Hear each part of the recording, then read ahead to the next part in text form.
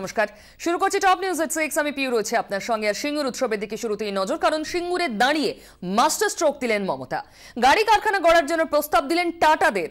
গোয়ালতোড়ে 1000 acre জমি দেওয়ার প্রস্তাব দিয়েছেন তিনি। করতালি দিয়ে হর্ষধ্বনির মাধ্যমে তাকে সাদরে অভ্যর্থনা জানান আমাদের মাননীয়। আমি আজকের মিটিং এ দাঁড়িয়ে বলে যাচ্ছি, যদি আমি 1 মাস সময় দিলাম, একটু ভাবুন, 1 মাসের মধ্যে আমি আপনাদের 1000 একর জমি দেব। গোয়ালতোড়ে আমার ল্যান্ড ব্যাংকে জমি আছে, করবেন? এটা আমার জমি, কারো কেড়ে নেওয়া জমি নয়, আমার সরকারের জমি, ল্যান্ড ব্যাংকের জমি। গোয়ালতোড়ে আমাদের একটা ফার্ম ছিল, এই জমিটা আমরা রেখে দিয়েছি। 1000 একর জমি, 900 সামথিং। যদি কেউ অটো ইন্ডাস্ট্রি করতে চান, সে টাটাই হোক, BMW হোক বা অন্য কেউ হন, তাদের জন্য জমি রাখা থাকবে। যদি করেন, দয়া করে অমিত মিত্র ফাইন্যান্স মিনিস্টার অথবা আমার চিফ সেক্রেটারির সাথে যোগাযোগ করুন, অথবা আমাদের ইন্ডাস্ট্রিয়াল সেক্রেটারি কৃষ্ণগুপ্ত আছেন, তাদের সাথে যোগাযোগ করুন, করে আপনারা করুন। Will be very happy. এই নিয়ে কথা বলবো, আমার সঙ্গে রয়েছেন এই মুহূর্তে আমাদের চিফ রিপোর্টার রজত শুভ্র মুখোটি। রজত, তোমার কাছে জানতে চাইবো, মুখ্যমন্ত্রী মমতা বন্দ্যোপাধ্যায় অসাধারণ ভারসাম্য বজায় রাখলেন। আজ জমিও ফেরত দিলেন, আবার শিল্পের সওয়ালও করলেন, কিন্তু শিল্প অবান্ধব এই ভাবমূর্তি কি তার ঘুচবে এর ফলে? দেখো, শিল্প অবান্ধব এই ভাবমূর্তি ঘুচবে কিনা সেটা সময় বলবে, কিন্তু শিল্প অবান্ধব পশ্চিমবঙ্গ সরকার, এটা কিন্তু এই সরকারের শরীরে অনেকটাই লেগেছিল। এবং আমরা যদি সিঙ্গুর আন্দোলন থেকে গত 10 বছরের রাজ্যের বিবর্তন দেখি, তাহলে আমরা দেখতে পাবো যে রাজ্য সরকারের এমন কিছু সিদ্ধান্ত এবং রাজ্য সরকারের এমন কিছু পদক্ষেপ যেটা শিল্পমহলে একটা নেগেটিভ বার্তা দিয়েছিল। কিন্তু দ্বিতীয় দফায় ক্ষমতায় আসার পর আমরা তার সাম্প্রতিক মুখ্যমন্ত্রীর তোমার জার্মানিতে গিয়ে সেখানে শিল্পপতিদের আহ্বান এবং একাধিক এই ধরনের পদক্ষেপের মধ্যে দিয়ে যখন তিনি ঘর গুছোচ্ছেন, এই ভাবমূর্তি দূর করার চেষ্টা করছেন, ঠিক সেই সময় যখন টাটাদের জমি ফেরত দিয়ে দেওয়ার জন্য সুপ্রিম কোর্টের রায় ঘোষণা হলো, তখন কিন্তু শিল্পমহলের মেরুদণ্ড দিয়ে একটা ঠান্ডা স্রোত বয়ে গিয়েছিল। এই যে টাটাদের কারখানাটা এটা ভাঙা হবে, এটা কিন্তু রাজ্যের শিল্প ভাবমূর্তির কাছে খুব একটা ভালো বিজ্ঞাপন ছিল না। এবং সেই জায়গায় দাঁড়িয়ে মুখ্যমন্ত্রী কিন্তু এটা নিয়ে যথেষ্ট সচেতন ছিলেন। তার একদিকে যেমন তার একটা পলিটিক্যাল অব্লিগেশন, তার রাজনৈতিক বাধ্যবাধকতা, এবং তিনি যেই পলিসি নিয়ে রাজনীতি করেছেন তার দায়বদ্ধতা ছিল সিঙ্গুরের জমি ফেরত দেওয়ার জন্য, সেটা তিনি করলেন। এবং সেখানে দাঁড়িয়ে তিনি প্রতিশ্রুতি রাখলেন এবং ইচ্ছুক অনিচ্ছুক বিভেদ দূর হয়ে সবাই মিলে গেল। তার পাশাপাশি কিন্তু তার একটা সামগ্রিকভাবে একটা ইমেজ মেকওভারেরও দরকার ছিল। রজত, এখানে প্রশ্ন, এটা কি শুধুই ভাবমূর্তি পুনরুদ্ধারের প্রশ্নের কথা বললেন, নাকি সত্যিই এবার শিল্প নিয়ে আন্তরিক মুখ্যমন্ত্রী? দেখো, মুখ্যমন্ত্রী শিল্প নিয়ে আন্তরিক, এ ব্যাপারে কোনো কিন্তু আন্তরিক না হয়েও কোনো উপায় নেই, কারণ জব জেনারেশনের জন্য তাকে শিল্পকে ডাকতেই হবে।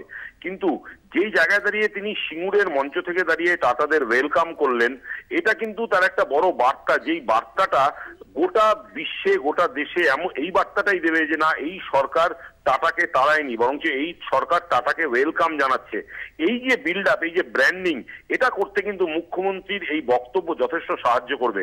সেই ভাবমূর্তি উজ্জ্বল হবে কি হবে না সেটা পরের ব্যাপার, তার জন্য একাধিক অন্যান্য বিষয় থাকে, কিন্তু মুখ্যমন্ত্রীর এই বক্তব্য কিন্তু তার একটা মাস্টার স্ট্রোক, এবং এই ভাবমূর্তি উদ্ধারে তিনি যথেষ্ট যে সচেতন, টাটাকে ফিরিয়ে নিই তিনি সেটা করতে চান, এই বার্তাটা তিনি আজকে শিল্প মহলের কাছে দিলেন। রজত, অনেক ধন্যবাদ। নিঃসন্দেহে মুখ্যমন্ত্রী মাস্টার স্ট্রোক দিয়েছেন, তিনি জমি ফিরিয়ে দিলেন, কিন্তু মমতা বন্দ্যোপাধ্যায় শিল্প চান, তিনি রাজ্য ডেভেলপমেন্টের কথা ভাবেন, এই বার্তা অত্যন্ত স্পষ্ট করলেন সেই সিঙ্গুরে দাঁড়িয়েই।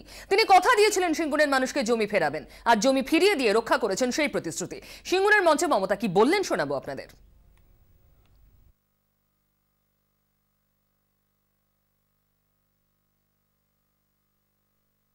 এটাই আমরা চেয়েছিলাম, জমি ফেরত দেয়া হোক, সেই কথা আজকে আমরা রাখতে পেরেছি, কথা রাখতে পেরেছি, এটা আজকে বড় জয়। কথা দিয়েছিলাম, কথা রেখেছি, এটা মানুষের জয়, এটা মাটির জয়, এটা সারা পৃথিবীর জমির ইতিহাসে একটা ল্যান্ডমার্ক ডিসিশন।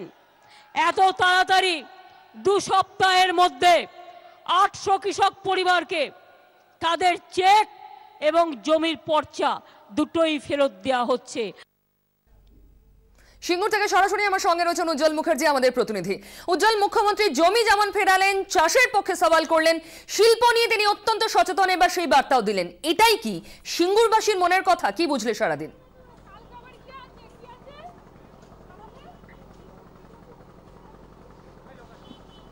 দেখো, অবশ্যই পিয়ুষ, এটা হচ্ছে যে সাধারণভাবে রাজনীতিবিদদের সম্বন্ধে একটা কথা চালু আছে যে কেউ কথা রাখেনি। এখানে কিন্তু মুখ্যমন্ত্রী কথা রাখলেন। 10 বছর আগে সিঙ্গুরে দাঁড়িয়ে বা কখনো কলকাতায় 26 দিন ধরে অনশন করে যে দাবি বারবার জানিয়েছিলেন যে অনিচ্ছুক কৃষকদের জমি তিনি ফেরত দেবেন, এখানে তার সঙ্গে যুক্ত হয়ে গেল ইচ্ছুক কৃষকরাও, কারণ এটাই ছিল রায়। ফলে নিঃসন্দেহে ইচ্ছুক এবং অনিচ্ছুক তারা দুজনেই খুশি, কারণ তারা জমি ফেরত পেলেন, এবং দুজনেই খুশি কারণ তারা টাকাও ফেরত পেলেন।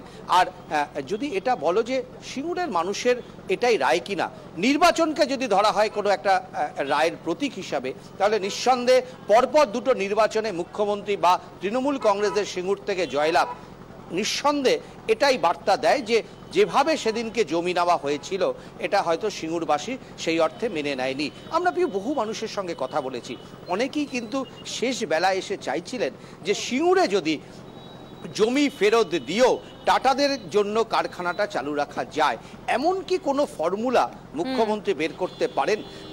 তাদের মুখ্যমন্ত্রীর উপরে এই কারণেই একটা ভরসা যে তারা অনেকেই মনে করছিলেন যে অসম্ভবকে সম্ভব করার ক্ষমতা রাখেন মমতা বন্দ্যোপাধ্যায়। অনেকেই ভেবেছিলেন আজকে মঞ্চ থেকে হয়তো তিনি ঘোষণা করবেন যে টাটারা এখানে কারখানা করতে আসবে, অনিচ্ছুক কৃষকরা জমি ফেরত পাবে, কিন্তু আইনি জটিলতা নিঃসন্দেহে আছে। টাটাদের জন্য বিকল্প জমির কথা বলেছেন, কিন্তু রাজনৈতিক দৃষ্টিকোণ থেকে দেখলে একটা রাজনৈতিক যে বড় জয় তাতে কোনো সন্দেহ নেই। উজ্জ্বল, অনেক ধন্যবাদ আমাদের সঙ্গে কথা বলার জন্য। নিঃসন্দেহে সিঙ্গুরবাসী যেমন জমি ফেরত পেয়ে খুশি, সিঙ্গুরে উৎসবের হাওয়া, তেমনি অনেকেই এই মুহূর্তে ক্যামেরার সামনে প্রকাশ্যে বলছেন তারা চাইছেন শিল্প হোক। সেই বার্তাই মঞ্চেও দিলেন মুখ্যমন্ত্রী। সিঙ্গুরে কৃষকদের জমি চাষযোগ্য করতে সব রকম সাহায্য করবে রাজ্য সরকার। যতদিন সিঙ্গুরের জমি চাষযোগ্য না হচ্ছে ততদিন চালু থাকবে আর্থিক সহায়তা প্রকল্প।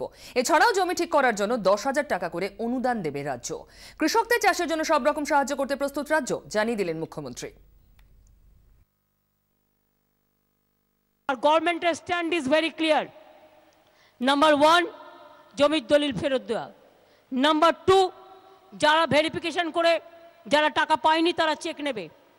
3, বর্গাদারদের ল্যান্ড অ্যাকুইজিশন রেকর্ড অনুযায়ী তারা তাদের প্রাপ্য পাবে। 4, এই জমিগুলোকে চাষযোগ্য জমি করে ফেলতে হবে, এবং যাতে চাষটা ভালো করে করতে পারে এককালীন 10,000 টাকা করে সাহায্য করা হবে।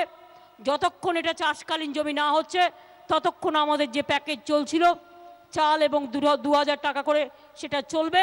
আমরা চেষ্টা করব খুব তাড়াতাড়ি এটা করে ফেলতে। আর তাছাড়াও খাদ্যসাথীর আন্ডারে 2 টাকা কিলো চাল তো আপনারা এমনিতেই পাবেন আগামী দিন, সুতরাং চিন্তার কোনো কারণ নেই।